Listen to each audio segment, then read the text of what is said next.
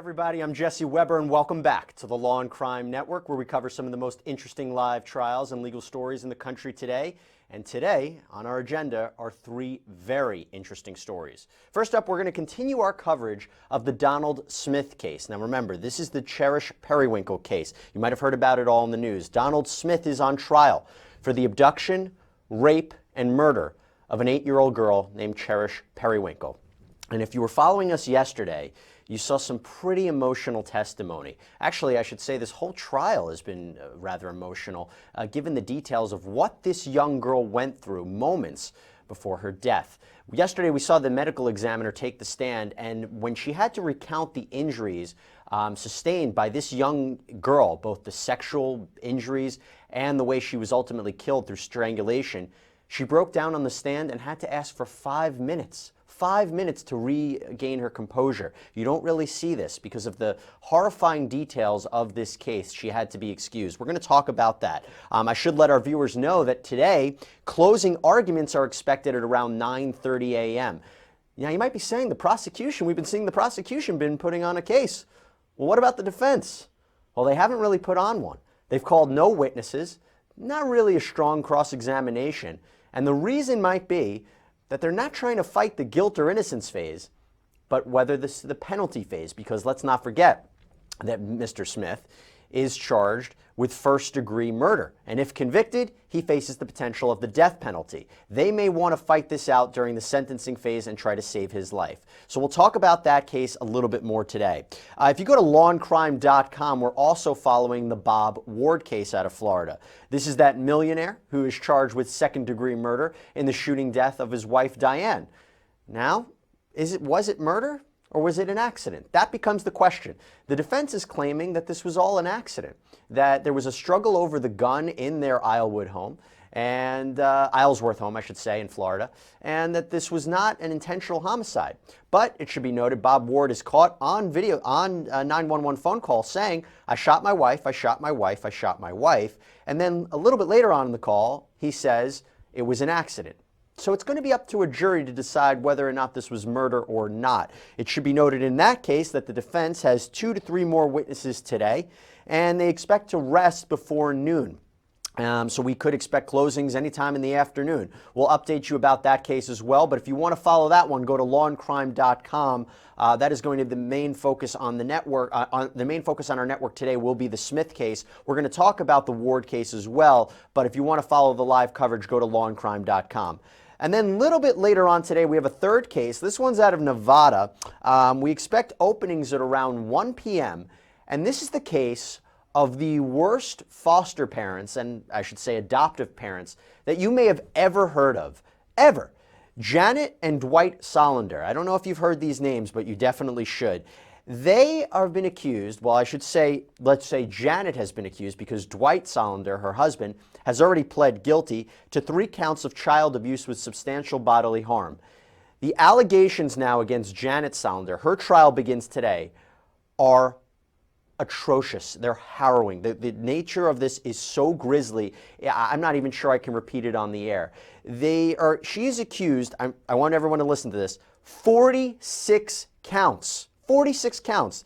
This includes child abuse, neglect or endangerment with substantial bodily harm, sexual assault with a minor under 14, and assault with the use of a deadly weapon. She has been charged with a litany of crimes, including beating her children, sexually assaulting them, even torturing and humiliating them. I'll give you an example. It is accused that she is accused of throwing ice water on them. Ice water and then drying them off with cold fans, 3 young girls. But that's not even the strangest part about this case. It should be noted that she does face life in prison for these charges, but what makes this case truly unique is that in late 2013, months before she was charged, Janet published a book, and it was called Foster Care: How to Fix This Corrupted System. Is she really the person to be writing this book? I don't think so. We're going to talk about that case a little bit later on today. That again, we expect opening statements at around 1 p.m. Now, I want to focus right now on both the Smith and the Ward case, and who better to talk with us about these cases than the forensic death investigator from Jacksonville State University, Joseph Scott Morgan. Joseph, great to have you back on the program. Great to be with you again, Jesse. Now, we will talk about Smith, but while I have you, as we were talking about, the thing with Ward is we don't know whether or not it was an accident or not, right? We're not really sure if this was a murder. There's been testimony that Miss Ward suffered from different mental ailments, that she was not fully stable, and perhaps she was the one who took out the gun, and this was all an accident, a struggle over the gun. Before we talk about Smith, I know that you prepared a little something for us to talk about Ward.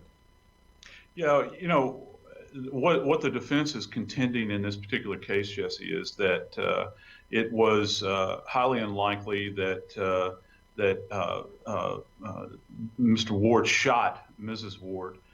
They contend that this was an attempt for him to subdue her relative to a suicide attempt. I've seen a couple of things that have been put forward relative to this, and what was really interesting is a clip that I saw from the prosecution. Their working assumption apparently is that when Mrs. Ward was in the midst of being shot or shooting herself, they talk about her kind of contracting her hand in a claw-like motion. See if I can do this. I've got a dummy weapon here from the Center for Applied Forensics. I'll hold it up. It's similar in shape. It represents a revolver, which was used in this case, .357 Magnum, but the barrel on the Ward's gun was significantly smaller. But the idea was that the weapon was turned and pointed, and that she somehow contracted her hand like this, and they're trying to paint this. And this is their range of tolerance here. They're talking about an 18-inch shot. Let's turn sideways real quick. You can see that that's hardly 18 inches. But this is the problem. I've worked a lot of suicides over the years. And most people that are going to commit suicide are not going to hold a weapon like this. You can also see that the pitch of the weapon is turned off center. Most people are going to actuate the gun with their thumb. So you don't have to create this kind of claw-like appearance with your hand, run your thumb into the trigger guard like this, and you can hold it at this distance. Now, physically, this is possible. From an investigative standpoint, I think that it's probably highly unlikely. I don't know, over the course of my career working with the coroner's office in New Orleans and working with the medical examiner in Atlanta, have I ever worked a case where someone shot themselves with a handgun, essentially center mass in the face, at a range of 18 inches. I've had a few that have taken weapons and placed them to their forehead. Obviously, most do this. Every now and then you'll get an intraoral gunshot wound, but to have a gunshot wound into the temple at that range, and that's being self-inflicted, is it really makes me raise an eyebrow, relative to this. I just don't see how this is actually possible. You make a good point. It's rare to see how that would happen, but then the flip side of it is, how does anybody know exactly how to shoot a gun at themselves? And, she's not an expert, and she was about to commit suicide, if you take this theory. Maybe she was nervous. And again, the theory is she was not all mentally stable. So the idea that she knew how to fire the gun and she was going to point it to her head or in her mouth, maybe it's fair to say that not everybody's going to do it the same way, and she just was extremely nervous and just pointed. Maybe she was thinking at one point, I didn't want to fire the gun. Maybe she could back off at the last minute. Maybe she thought she might survive. Couldn't you say that as well? Yeah, it's within the realm. I'll answer this as a witness. It's within the realm of possibility. But since I'm not under oath and not in a court of law, I'll say that it's highly improbable. This is not something that we would do. This would be an atypical case. As a matter of fact, if this were to have happened this way, we would write about this in journals along with other cases that are similar to this and entitle it Atypical Self-Inflicted Gunshot Wounds. This is another point that we have to make along the way. You guys in the legal world deal in this huge canon of law that you have to choose from. In the medical legal world, We have five manners of death, Jesse: Yeah. natural, suicide, Well, accidental, homicide, and undetermined. And so we have a very limited scope in which we can make a determination, in which the medical examiner can make a determination. And the little thing that a lot of folks don't understand is that suicide is a very ticklish situation for coroners and medical examiners, because it's kind of the unspoken rule that one of the things that we have to have in addition to saying someone self-inflicted a wound is that they had specific intent. yeah. So they're Joseph, going, you know what's yeah, sure. sorry, you know what's interesting is that Yeah, there's so many questions about this, and it's not so simple to pinpoint it one way or another. I want you to stand by because we're going to talk yeah. more about this case as well as the Smith one. We'll be back right after this messages. Welcome back, everybody. We are covering two important cases in the morning here, as well as a later case in the afternoon. The cases we're covering right now are the Bob Ward case out of Florida. You can go to lawandcrime.com to follow a live feed of that. But our main focus right now in the morning is also the Donald Smith case. And remember, Smith is accused of the abduction, sexual battery, that's rape, ladies and gentlemen, and murder, first-degree murder, of 8-year-old Cherish Periwinkle. I want to talk about that case right now because that's going to be our main focus today. And with us again is forensic death investigator from Jacksonville State University, Joseph Scott Morgan. Joseph, I want to talk about the Smith case. And the medical examiner got on the stand yesterday, and we could talk a little bit about the fact that she got emotional, just describing the details of the injury sustained by this young girl. You don't really see that a lot, but also let's talk about what she said about the method of strangulation. I was listening to this, and I have to tell you, it was one of the most disturbing things I've ever heard. One of the most disturbing testimony when you hear about how this young girl died. But you're a forensic death investigator, so I'm looking at it from a different point of view. How did you look at her testimony? The mechanism in this particular case is quite interesting, Jesse. Remember, Dr. Rao emphasized the fact that she believes that what was utilized in this particular case was a piece of clothing in order to effect the strangulation.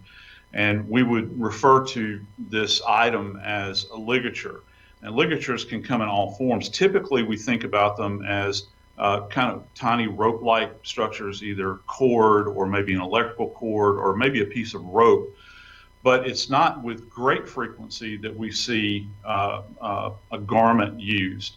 And just so that our folks at home can kind of grasp this and what makes this an absolutely horrible case, it would be bad enough if it were just a tiny ligature, a rope that would go around the neck, or a cord. It would make a very deep indenture. What she's talking about here, though, is a piece of clothing. So the band on this thing is going to be quite wide, and it's going to facilitate a tremendous amount of, and she talks about this, force in order to facilitate kind of the clamping down, if you will, of the larynx and sufficiently in order to facilitate her death. One other point here, Jesse, is that she noted considerable cerebral swelling. This would give an indication that, and I think that this is how she's factoring this, she thinks that this death may have taken 4 to 5 minutes. She's thinking that this child slowly suffocated as increased pressure was being applied. With a tiny rope, it doesn't have as much give to it, say for instance, as a broad piece of cloth. So with a broad piece of cloth, you're having to continue to adjust this thing, tightening it down over and over and over again. And all the while, this poor little angel is just, fighting for her life. She's scratching, she's clawing, she's doing everything. Dr. Rao also made note of some of the abrasions that this child had on her, and this gives you an indication as to how horrific this is. When Dr. Rao would have done the examination on the organs of the neck, your neck is the larynx here is surrounded by a lot of soft tissue, particularly muscle in this area. She would have seen quite a bit of petechiae, little pinprick hemorrhages in this area. Yeah, she mentioned that. She I'm mentioned sorry, that. go ahead. Oh, sorry, Joseph. Yes, she mentioned that yesterday, the petechiae, and when you explain the way that the blood vessels burst, I want to play for our viewers a little bit of her testimony, Joseph, just so that they hear exactly how she explained it. But stand by. We want to hear your analysis about it as well. I want to play a little bit of the testimony from the medical examiner right now. Dr. Rao, you mentioned that you attended the scene where Cherish's body was discovered, and you saw at the scene branches and trampled down reeds and various debris around her body. Is that right? Yes. And these scratches were consistent with what, in your opinion? So when it's consistent with when she was carried to the area where she was thrown, the long grass would scratch her leg and cause those injuries. Let me show you State 61. Will you please describe to the jury what's depicted in State 61? So this is the side of her right thigh. She has a bruise right there. State 62. This is the back of her right arm. She has a bruise right there, and she has small abrasions right there.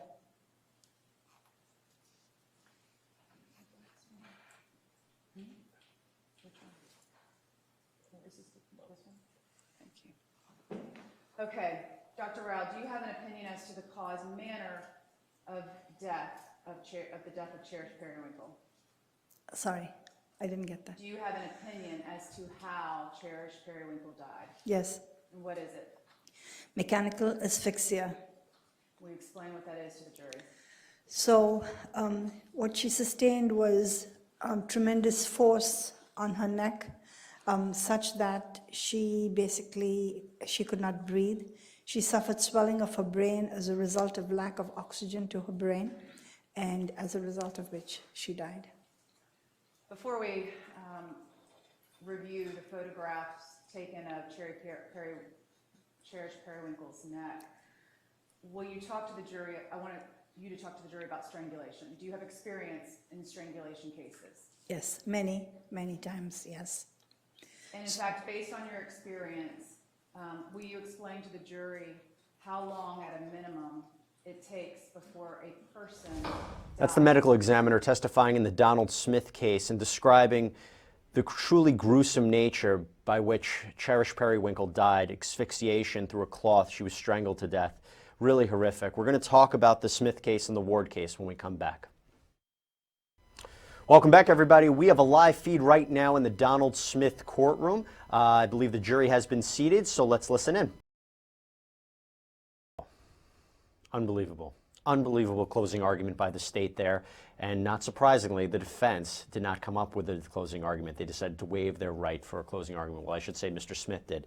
And you can't say you're surprised. They didn't put on much of defense here. I don't think it's going to take the jury too long for them to render a verdict here. And I think we can all guess what that verdict is. The prosecutor in this case really laid out clearly why Donald Smith is guilty of kidnapping, sexual battery, rape, and the first-degree murder of 8-year-old Cherish Periwinkle, really going into the details of what she suffered. And what I think resonated for the jurors especially is the fact that she is crying out from the grave, "Help me, justice for me." We'll be back in a moment. Welcome back, everybody. You just heard an explosive closing statement by the prosecution in the Donald Smith case, really nailing the seal on this horrific case. I want to bring in a forensic death investigator from Jacksonville State University, Joseph Scott Morgan. Joseph, you heard it like I did, like the jurors did. We can tell our viewers that our reports say from the courtroom that they are visibly shaken by the prosecution's closing argument. From your perspective, how did he do it? Really explaining the details of her final moments, both the rape and the murder. Jesse, I got to tell you, I was shaken. I've been down a long road in my career, just absolutely grisly. If you get my meaning, it was very compelling. That's the thing about this physical evidence. When it's presented correctly, which I think they've done a fine job with this, it is so very impactful. Particularly the moment that kind of got to me, and I've seen this used in other trials, where he made them pause and wait and consider that gap of time. Extremely effective, extremely effective. He broke it down. He goes, especially when he said to her, what the words of Cherish Periwinkle would be, Donald Smith raped me. He made a pause. Right. Donald Smith sodomized me. A pause. And Donald Smith strangled me. I want our viewers to know that that is a live feed in the courtroom. The judge is giving jury instructions right now. We're going to throw back to it in a minute. But Joseph, please, your final thoughts on that. Yeah, I think that what's so compelling about here, Jesse, is the prosecutor captured the just suffering that this child went through.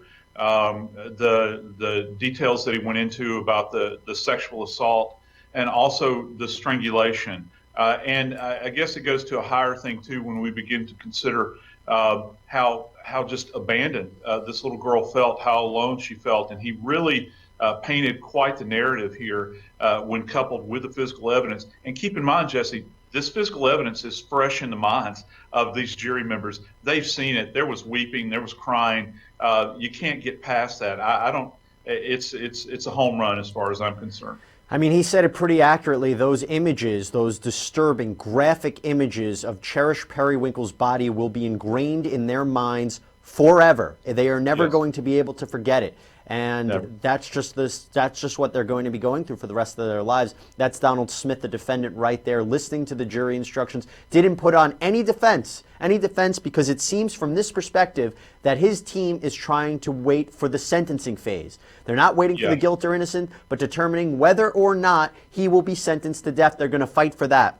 Now, Joseph, I have a quick question for you. Before we broke into the courtroom, you were talking a little bit about the strangulation, the petechia, what she actually suffered, because what we heard from the medical examiner was she was strangled with a fabric, a cloth. They don't know exactly what it was, but that is how she died. Can you elaborate on that, please? The petechiae, we go to something that's referred to as interocular pressure, where the blood is backed up. I wouldn't presume to say that anyone at home could experience this kind of pain, but just imagine for at home the worst headache, the worst migraine, the worst sinus headache you've ever had, and multiply that by about a factor of 10. The blood was backing up in this child's head to the point that it would cause the blood vessels to burst in the whites of her eyes and the soft tissue around her eyes, these little pinprick areas. This it requires a tremendous amount of pressure that's just building up, almost like a ball that you're inflating that's eventually going to explode. And in fact, the little vessels do, in fact, explode. Horrific way to die. And the entire time she's trying to catch her breath with this tremendous headache. I think, again, this brings it back to the prosecutor and the work that they did with Dr. Rao on the stand. They painted a real picture here for the jury to get their minds around. She struggled, she suffered, she was 8 years old. That's what I want our viewers to know. 8 years old, and she had to go through this. I want to throw right now into what the live feed of the courtroom. Again, the judge is providing the jury instructions, a blueprint, a guide for them to deliver in their deliberations. Let's listen in. The judge is reading the jury instructions right now. Again, this is a blueprint, a guide for them in their deliberations as they render a verdict. I'm here with forensic death investigator from Jacksonville State University, Joseph Scott Morgan. Joseph, I want to talk about the sexual battery nature of this. You heard the jurors, excuse me, I should say, heard more than anybody the graphic details by the way that she was sexually assaulted. And, I mean, it seems like a pretty open and shut case. His DNA was found all over her. His semen was found in her mouth, her genitalia area, even in her rectal area. It's hard for me to even explain it, Joseph, but, you focus upon this in these kinds of investigations. Have you ever heard anything so disturbing in your life like this? Yeah, a few times, but very, this is the exception, not the norm. This girl was violated in so many ways, and I think one of the things from an evidentiary standpoint, Jesse, is the amount of DNA they were able to harvest in this particular case, given the fact that there was a body of water involved in this, and that just goes to this idea that these deposits of bodily fluids were well within her. And that gives you an idea as to how she was violated. I think that another thing here is it would draw into question um, how much time did he actually spend with her? I think that goes to a bigger issue for me when we get into kidnapping and torture and that sort of thing, because this is a tremendous amount of ejaculate. If they're talking about the presence in her mouth, presence in her vagina, and in her rectal area, I think that's rather compelling in and of itself. Well, Joseph, we know that he had her over the night. We know that he Yeah, had her for the night, and there's a whole separate discussion about whether police could have done more, whether she could have been found earlier. What's interesting is the fact that he threw her in a body of water to deposit her, but yet he didn't clean her off in any way. His whole DNA, everything was on her, and he gave the police a blueprint, a guide to find him. I'm not sure I understand what happened here. Yeah, I'm not either. I'm not really sure either. I think that many times these individuals get into, I'd almost equate it to almost a sexual frenzy, where they're so heightened and aroused by what they're involved in, and it just goes over and over. And suddenly they have this lucid moment where they realize they need to get as much distance between themselves and the body as possible. In her case, I'm surprised that he didn't make any effort to clean her up. But again, I think that this goes to this frenzy that's going on. He had violated her for so long, multiple times, and that's what makes this so horrific, doesn't it, Jesse? That it just went on and on and on, and that he had his way with her, obviously on multiple occasions. And I don't know what else the police could have done. I can tell you from an evidentiary standpoint, I think they've done a bang-up job in collecting this evidence and seeing it through to an end, because at the end of the day, the evidence that was collected by the police, the forensic scientist, and by the forensic pathologist, medical examiner's office, really paints this picture that is just absolutely striking and horrifying. I should note that when the prosecution delivered their closing statement, defense didn't deliver a closing statement, but when the prosecution delivered their closing statement, I want our viewers to hear this. This is what the prosecutor said: through the evidence, she has a voice. She's not alive to say what happened to her, but through the evidence that we're talking about, Joseph, she has a voice, and they will hopefully be able to render a verdict. And I believe they're going to be able to render a verdict pretty shortly, with the defense offering no defense in that way.